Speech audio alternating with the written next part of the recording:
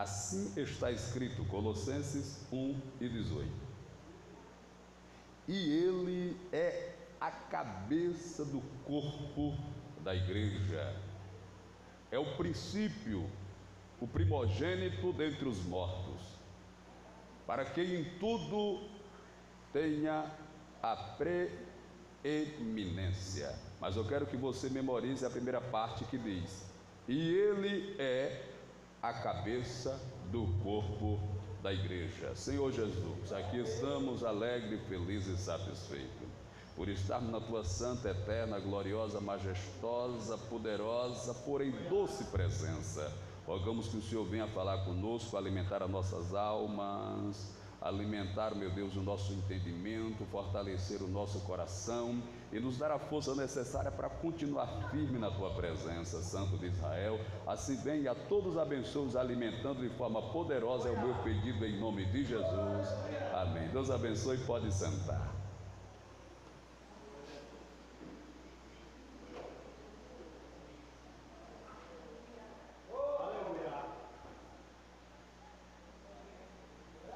Uma das máquinas mais complexas, mais difícil de se entender,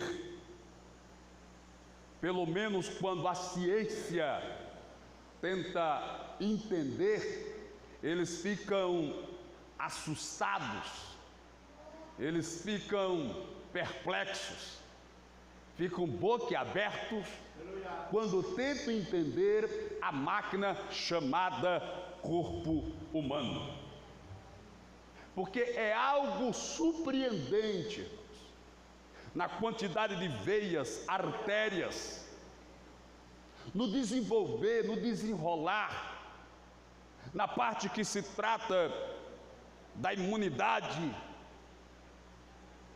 das células.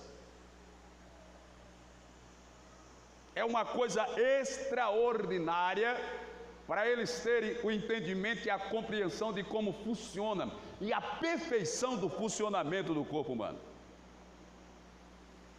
Mas tudo começou quando o Eterno decide lá nos planos celestes que vai criar o homem, e após criar todos os seres viventes da terra, as plantas, os bichos da água, da terra e do ar, ele vai chegar no momento de formar o homem. Aí ele chama, penso eu, Jesus e o Espírito Santo, e diz assim: façamos o homem a nossa imagem, conforme a nossa semelhança. Então a Santa Bíblia diz que Deus vai pegar um bolo de argila, de barro, e vai dar forma a esse bolo de barro. Vai formar, posso dizer assim, o boneco de barro. Coisa que talvez Satanás, observando de longe, disse: mas isso também eu sei fazer. Um boneco de barro eu também sei fazer. E quem sabe até Satanás, na sua arrogância, foi lá diante dos demônios que estão com ele, faz um boneco de barro e faz com esmero, com beleza, faz parecido com Leonardo DiCaprio, com Reinaldo Gianecchini, Tom Cruise, e olha para o que Deus fez e diz: é feio, parece o pastor Cícero Dantas. Só que Deus vai lá e sopra no boneco de barro, e o boneco de barro passa a ter vida. Satanás, quem sabe, foi lá também, soprou, e nada aconteceu. Então do bolo de barro, do boneco de barro, Deus vai formar um homem, com tudo aquilo que você imaginar, que você pode até pensar que não vai ter nenhuma utilidade, porque de repente você não sabe que a sobrancelha protege o sabão de descer para o olho na hora que você está tomando banho. e outras coisas mais que seriam vastas para falar para você da perfeição com qual Deus criou o homem. Formou este ser, este corpo.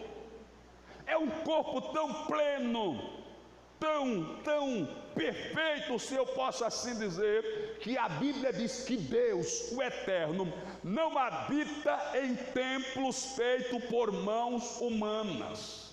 O templo pode ser de mármore, pode ser de porcelanato, pode ter prata, pode ter ouro, pedras preciosas, mas isso não significa dizer que dar a este templo habilidades ou capacidade para Deus habitar ali. No entanto, a Santa Bíblia diz em 1 Coríntios 3:16: não sabeis vós que sois templo de Deus e que o Espírito de Deus habita em vós? Louvado seja Deus.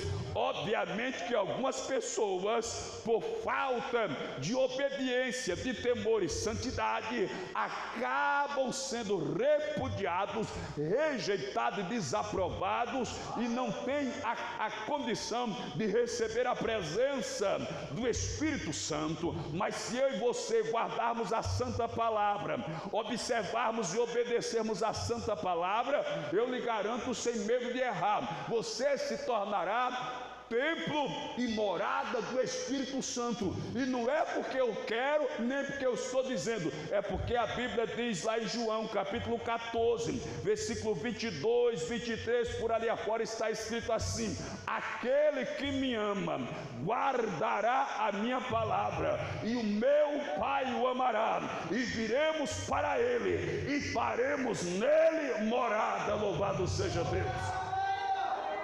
Então veja que o único ser existente na terra aonde Deus pode habitar é o ser humano, feito à imagem e semelhança de Deus.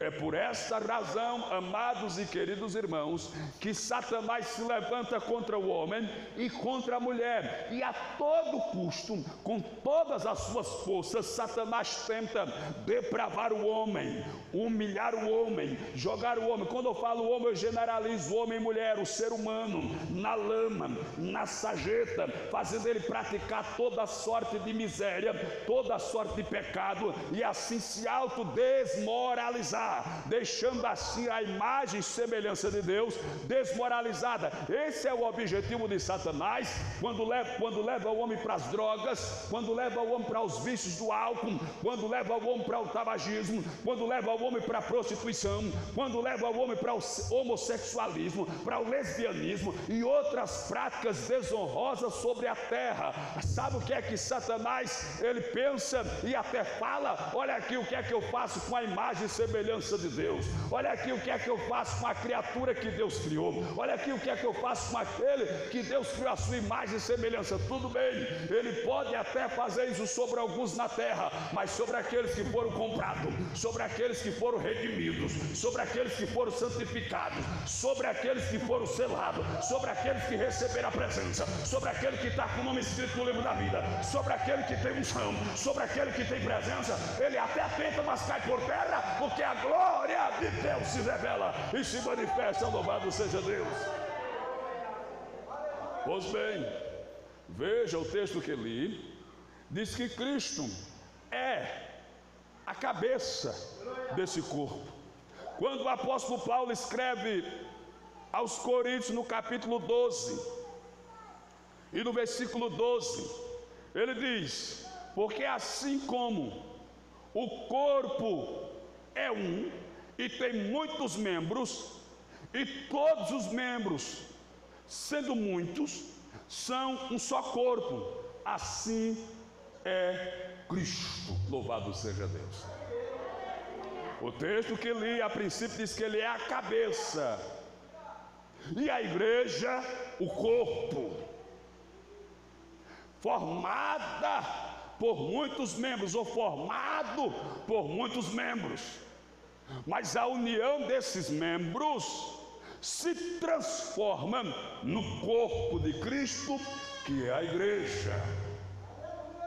Ou seja, a igreja de Cristo, ela tem uma característica entre os seus membros. Qual é a característica, pastor? É que os membros da igreja do corpo de Cristo, eles são unidos. Aleluia. Eles vivem unidos. Aleluia.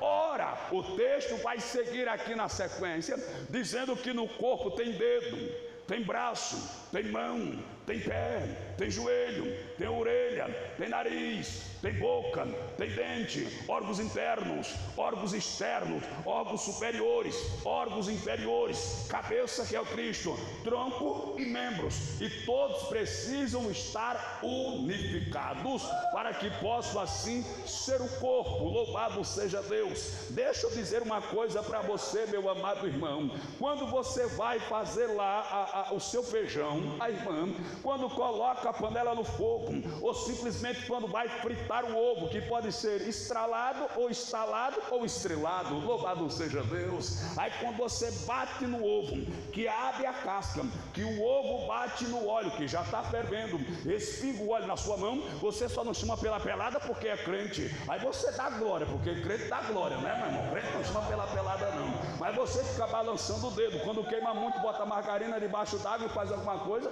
para passar a dor. Por quê? Porque aquele dedo, aquela mão está ligado em seu corpo. Então o corpo vai sentir a dor daquele membro, a dor daquele dedo, a dor daquela mão ou daquele pé. Pois é, se você não sente a dor do seu irmão, é porque você não está no corpo. Louvado seja Deus. Se você não consegue se compadecer da dor do seu irmão, é porque você não está no corpo. Porque quem está no corpo sente a dor do seu irmão, sente a dor do membro, sente, louvado seja Deus.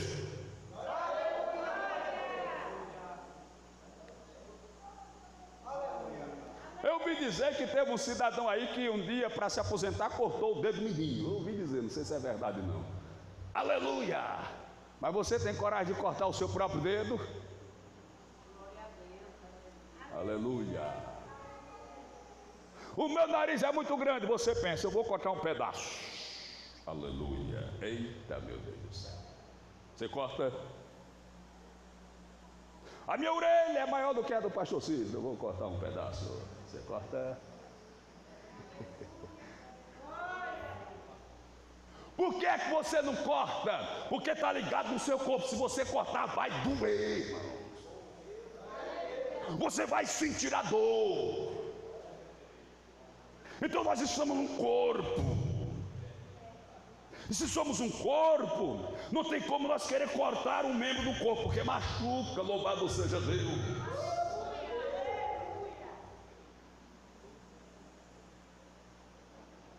Você já pegou o martelo? Você já bateu o prego, não já? Eu já bati, meu irmão. Quando você erra o martelo que acerta o dedo. Ai, meu Jesus. Mas você faz isso de propósito? Você pega a mão, coloca lá em cima do trilho, do ferro de bater enxada e taca aquela marreta? Faz não. A pergunta que não quer calar. Mas por que é que você está querendo marretar o seu irmão? Por que é que você está querendo martelar o seu irmão? Se eu estou querendo marretar ou martelar meu irmão, é porque eu não estou fazendo parte do corpo, aleluia. Porque eu sinto a dor do meu irmão se eu estou ligado no corpo.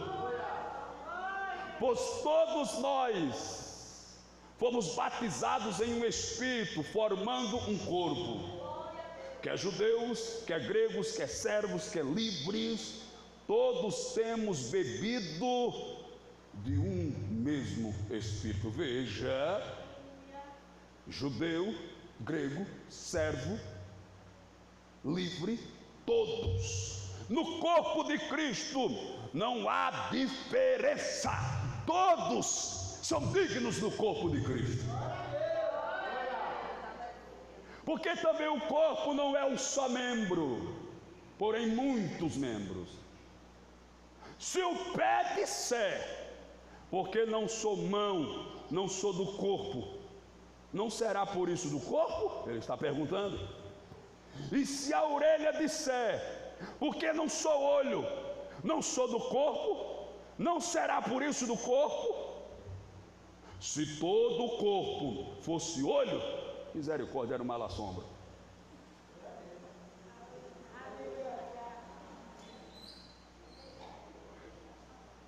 Se todo o corpo fosse olho, glória a Deus, aonde estaria, ele prossegue, se todo o corpo fosse olho, onde estaria o ouvido? Se tudo fosse ouvido, onde estaria o olfato, o nariz?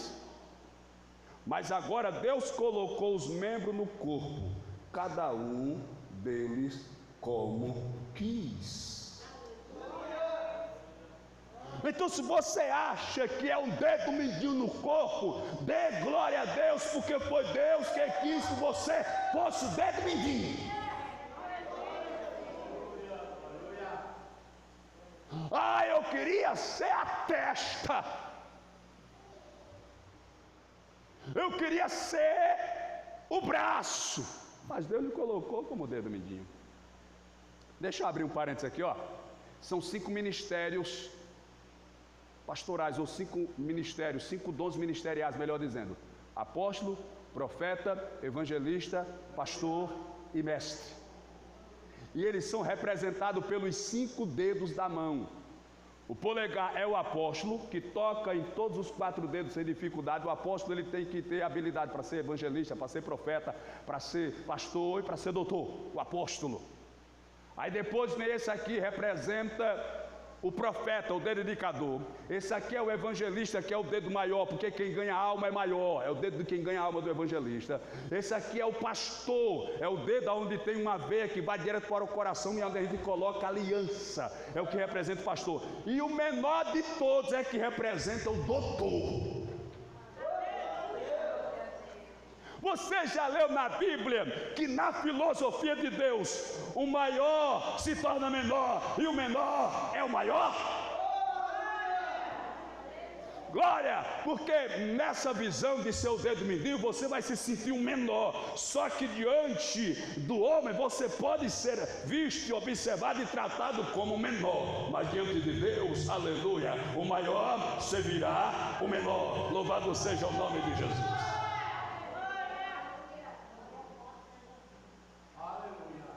Agora, pois, versículo 20: há muitos membros, mas um só corpo. E o olho não pode dizer à mão: não tenho necessidade de ti. O olho não pode dizer para a mão que não tem necessidade dela. Nem ainda a cabeça aos pés: não tenho necessidade de vós. Antes, os membros do corpo, que parecem ser mais fracos, são necessários. Ou seja, eu, como pastor da igreja, no sentido humano vos falo, não posso olhar para o menor irmão que vem aqui e dizer assim: aquele irmão, se não viesse para o culto, nem fazia diferença. Eu estou pecando.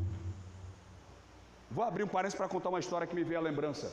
Diz que existia um pastor muito top, no sentido humano, um camarada grandão, importante, a igreja grande, rica, poderosa, famosa, aleluia. E ele batia no peito pela grandeza da sua igreja, pela riqueza, pelos status da igreja. Aí quando foi um dia, ele foi tomado em espírito, foi levado até a presença do Eterno pelo anjo, até os céus, foi levado pelo anjo até a presença dos céus. E lá nos céus, ele conseguiu ver a galeria das coroas. Porque está escrito na Bíblia: guarda o que tem para que ninguém tome a tua coroa. Ou seja, todo crente que permanecer até o fim vai receber uma coroa. Vai ter uma recompensa, uma coroa. Aí na história ele viu a galeria, irmãos, coroas, cada uma mais bonita do que a outra. Aí de repente tinha uma bem grandona, bem bonita, com muitas pedras, com muitos brilhantes, diamantes, esmeralda, topázio, berilo, jacinto, todo tipo de pedras preciosas que você imagina estava na coroa. Ele olhou para a coroa e disse: com certeza aquela é a minha, porque o anjo disse para ele que aquelas coroas eram as coroas dos membros daquela igreja que ele pastoreava. Aí ele disse: aquela é minha, eu sou o pastor. chegou para o anjo: de quem é aquela coroa? É minha. O anjo disse: não. Ele disse: escolha a minha. Aí saiu baixando, né? A beleza, a qualidade das coisas, saiu baixando. Aí de repente tinha uma lá no final, irmão, que só estava só o cambuco, só a carcaça.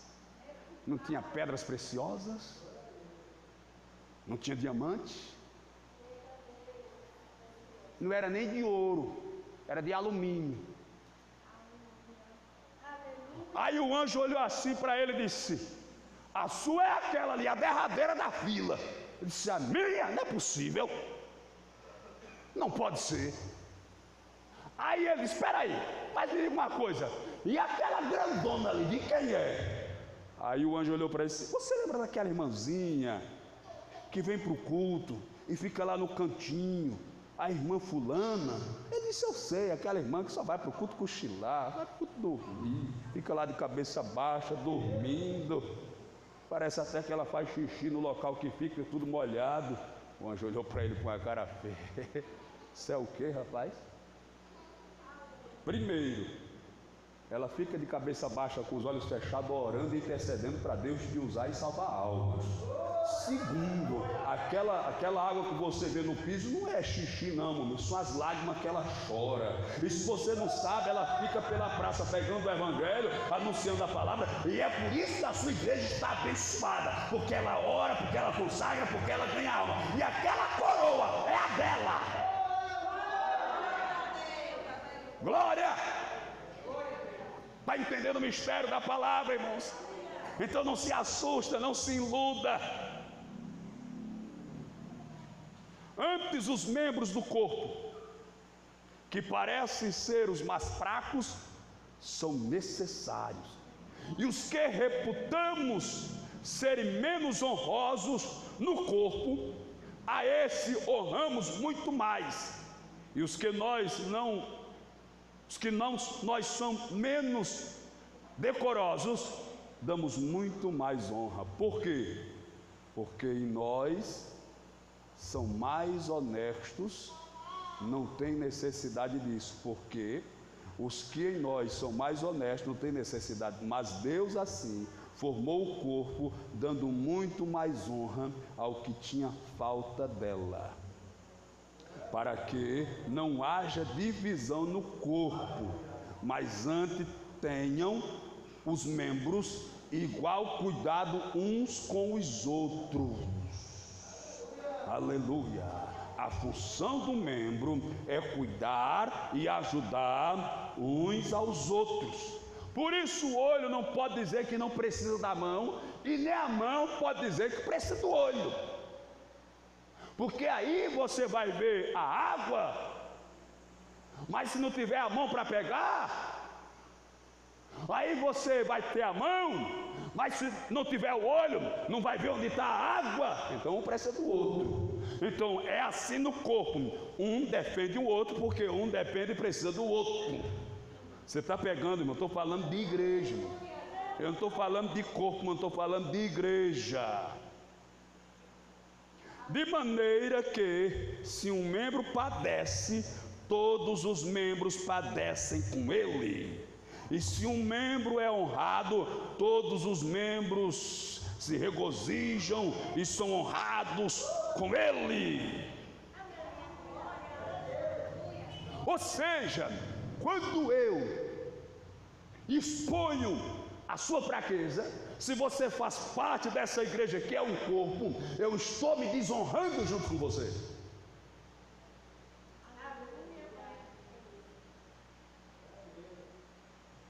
Você entendeu a palavra, uma revelação?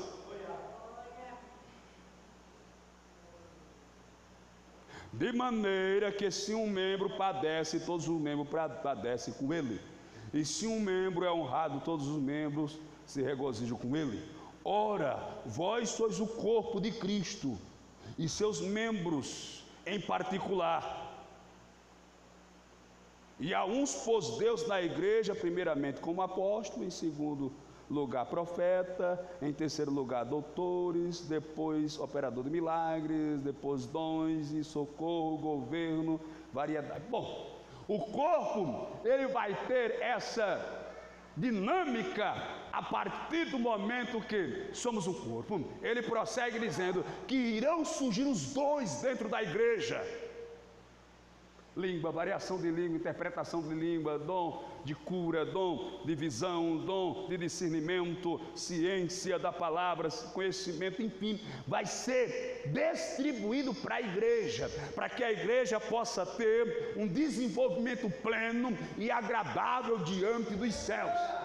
E quando ele segue nesse texto, no contexto anterior, ele diz que nós precisamos buscar com zelo os dons espirituais.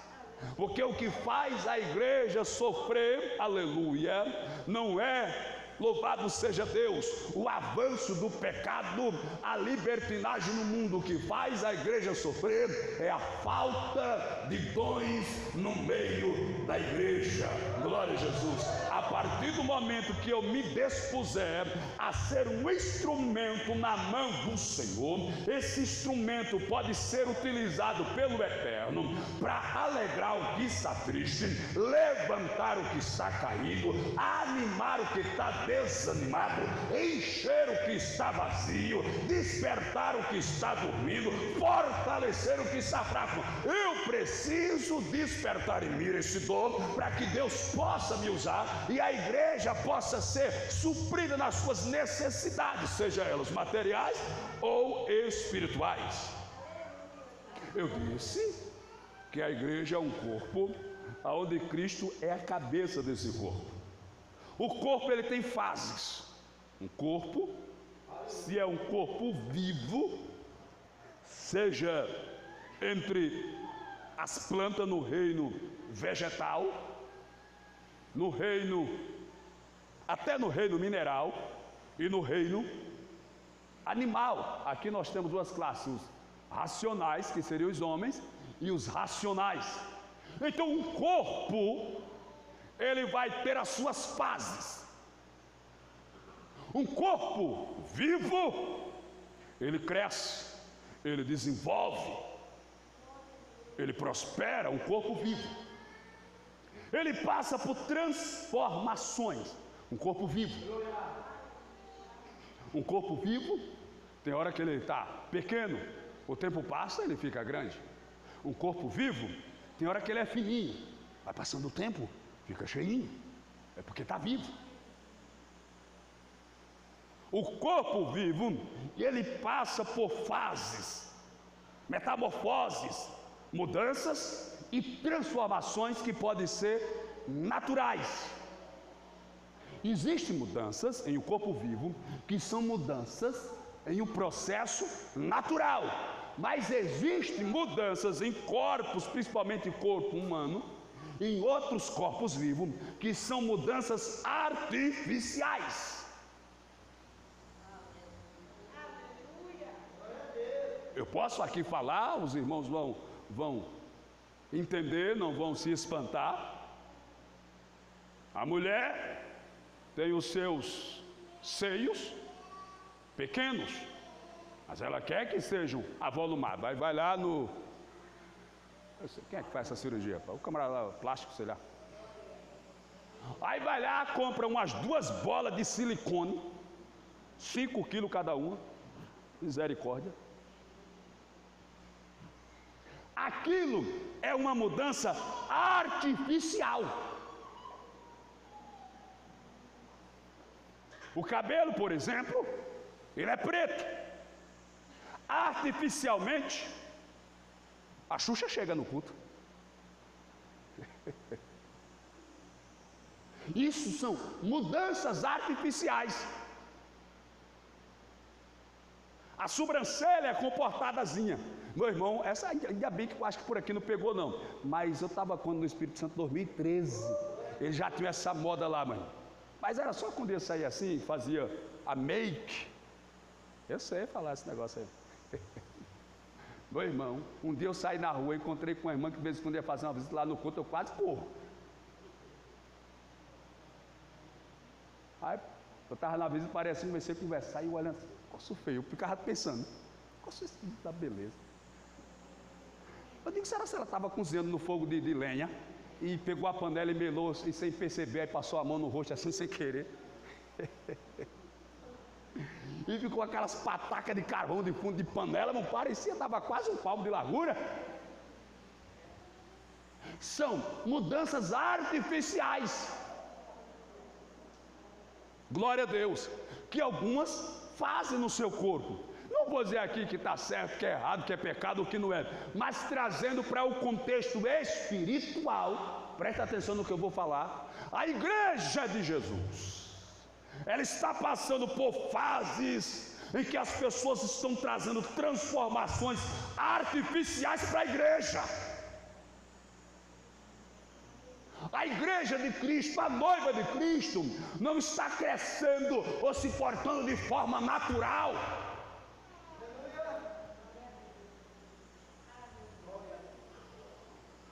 Olha, irmão, vou dizer uma coisa para os amados. Dê graças a Deus, porque você mora no Nordeste. O Nordeste é um lugar sofrido, de um povo sofrido, de pouca cultura, mas são homens e mulheres, irmãos, que ainda têm, vou usar a palavra respeito.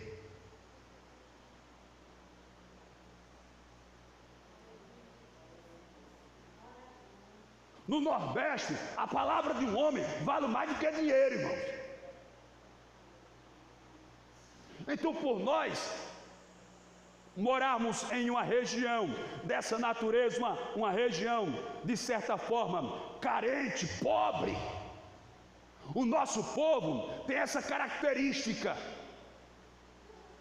Por isso nós mantemos essas características, esses modos de viver. Mas lá fora, meu irmão, você vai para um culto, é uma balada gospel. Eles soltam o hino no pancadão e a igreja começa a pular, como se tivesse um baile.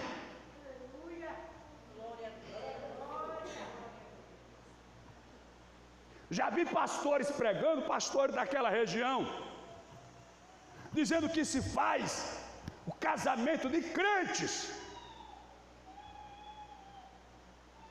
Tem refrigerante e tem cerveja. Até 9 horas é hino. O hino da Cassiane. Eu esqueci o hino da Cassiane. Foi Deus que fez você. Mas é, sei lá. Mas depois de 9 horas, meu irmão,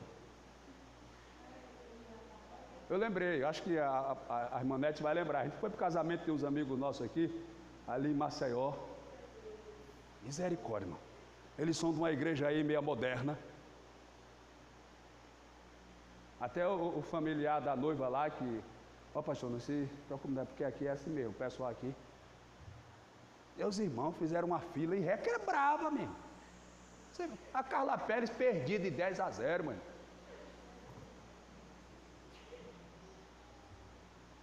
Estão alterando, estão deformando a noiva de Cristo, o corpo santo da igreja. A Bíblia diz, Pedro quem escreve, revelando os dias finais, ele diz assim: nos últimos dias, por avareza, farão de vocês negócio, comércio, meio de vida, meio de lucro, nos últimos dias, por avareza.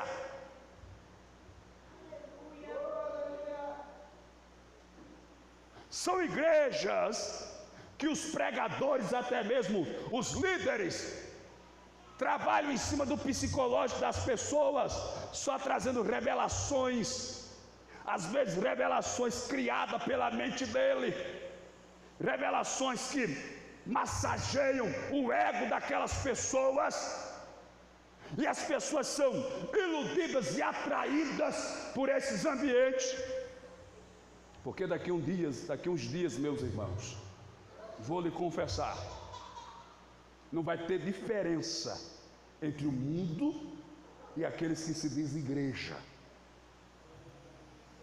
Porque tem lugares que a namorada sai com o namorado do culto e já vai para o motel. Sai da igreja e vai beber cerveja.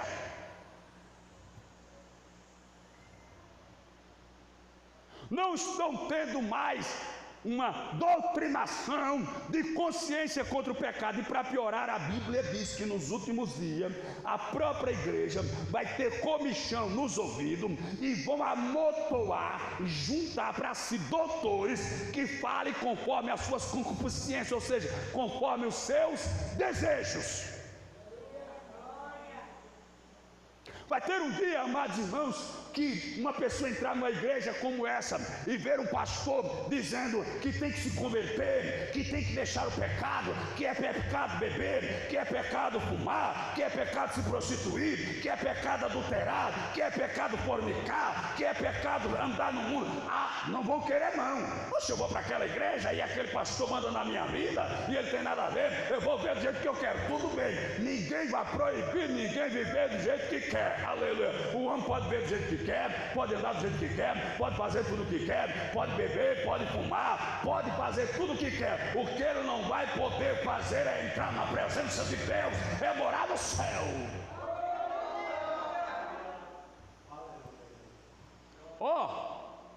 A Bíblia, ela exige santidade do corpo e santidade da igreja. Veja o que o apóstolo Paulo diz em Romanos 12: rogo-vos, pois, irmãos, pela compaixão de Deus, que ofereceis os vossos corpos em sacrifício vivo, santo e agradável a Deus. Ofereça o seu corpo em sacrifício vivo, santo e agradável a Deus. A igreja santa do Senhor, ela precisa permanecer fiel. As pessoas não sabem mais o que é errado, o que é pecado, o que é arrebatamento, o que é santidade, o que é doutrina, não sabem.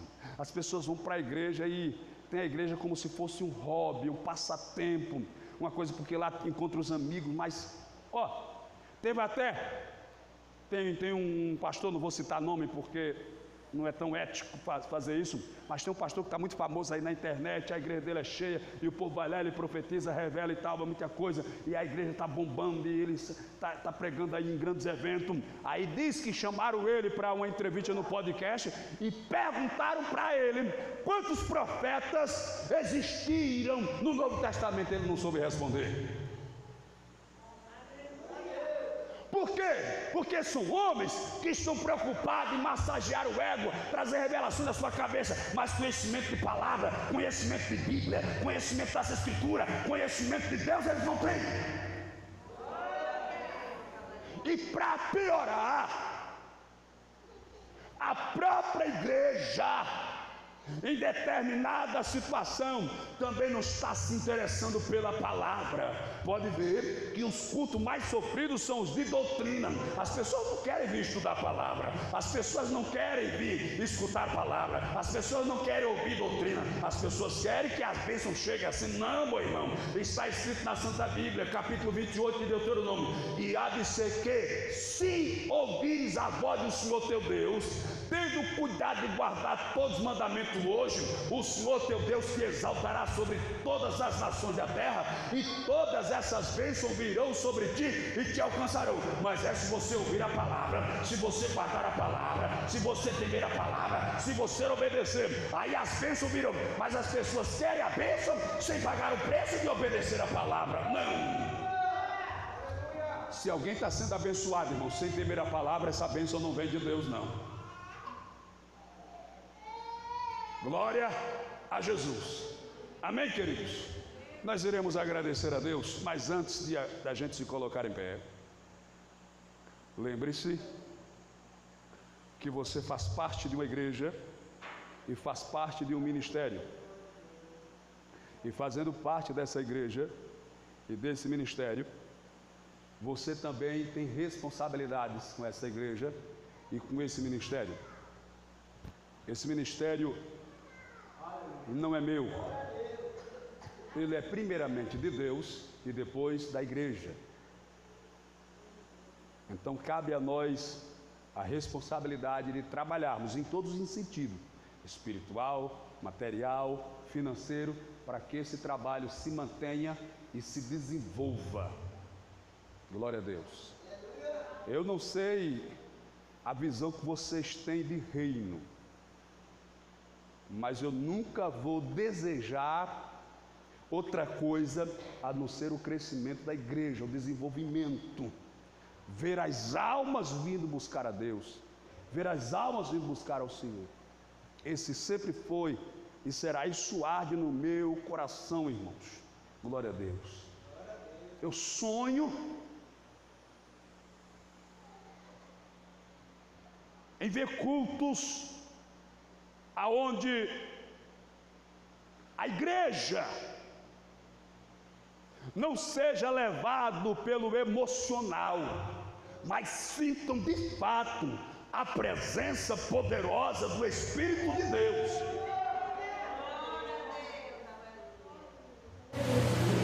Eu continuo com este mesmo fervor, com este mesmo desejo. Obviamente, como já falei, o tempo vai passando, a idade vai chegando, as preocupações aumentando, a gente acaba esmorecendo no sentido material, físico e humano, mas a alma continua queimando, o espírito continua a ser. E falando sobre o corpo, a Bíblia diz que seja plenamente consagrado a Deus, espírito, alma e corpo. Deixa eu dizer, não é corpo, alma e espírito. A gente cita assim mais no texto, ele diz assim: seja consagrado a Deus, espírito, alma e corpo. Por quê? Porque a ação de Deus não é daqui para lá, a ação de Deus é de lá para cá. O trabalhar de Deus não é de fora para dentro, o trabalhar de Deus é de dentro para fora. Se você, aleluia, não tem Deus na vida, não adianta o pastor pegar, não adianta o pastor cobrar, não adianta o pastor exigir, não adianta o pastor doutrinar, porque você não tem Deus dentro de você. Então tudo que eu vou falar vai bater, vai cair nos seus pés, não vai penetrar, porque você está fechado, trancado, e a mudança não pode ser de fora para dentro. Agora, se você tem Deus dentro de você, se Deus habita no seu coração, habita nas palavras do Espírito, tudo que eu falar daqui para lá, aleluia, vai sair de lá para cá de forma poderosa, aleluia. Porque quando houve Deus na vida dele, o pastor precisa se esforçar para mudar a vida dele, porque o próprio Deus, aleluia, já vai estar na ação, já vai estar na operação de fazer a transformação e a mudança no lar do Senhor. Então eu quero pedir para os meus amados irmãos, você que ainda não é dizimista, faça um esforço para ser, e Deus vai te abençoar, meu irmão. Não imagine bênçãos financeiras ou materiais. Deus pode te dar? Pode sim. Deus pode fazer? Pode sim. Mas pense principalmente em bênçãos espirituais, morais, honras, dignidade, respeito. Deus fazer com que as pessoas olhem para você e vejam você um homem e uma mulher digna, com seus compromissos em dia, que todos vão olhar e vão dizer: aquele é um homem de bem, uma mulher de bem, um homem de respeito, uma mulher de respeito. Mas isso será uma ação de Deus. Por quê, pastor? Porque a Bíblia diz que se não for a misericórdia de Deus, os nossos inimigos nos tragaria vivo. Então é Deus que tem misericórdia e nos ajuda. Eu nunca vou deixar de ter essa compreensão, que o que me faz estar de pé durante esses 25 anos pastoreando igreja, já vai para 26, Diante de tantas dificuldades, lutas, apertos e necessidades que passei, permanecer em pé, com o nome limpo, sem devedar a ninguém, sem escandalizar, sem criar nenhuma situação que alguém veja uma crítica, ou alguém apontando, alguém falando. Eu nunca vou negar de dizer que isso é graça, misericórdia e bondade de Deus, porque se fosse pela minha vontade, eu já tinha partido do mundo há muito tempo, já estava longe há muito tempo. Mas tudo isso que acontece é a mão de Deus, aleluia. Mas isso é resultado daquele que tem pouco, mas no seu pouco ele é fiel, no seu pouco ele é obediente, no seu pouco ele é temente, no seu pouco ele está firme diante de Deus. E a Bíblia diz: foste fiel no pouco, sobre o muito eu te colocarei. Louvado seja Deus. Então que Deus te abençoe, meu irmão, que Deus te abençoe, minha irmã, e que Jesus te prospere de forma grande e poderosa.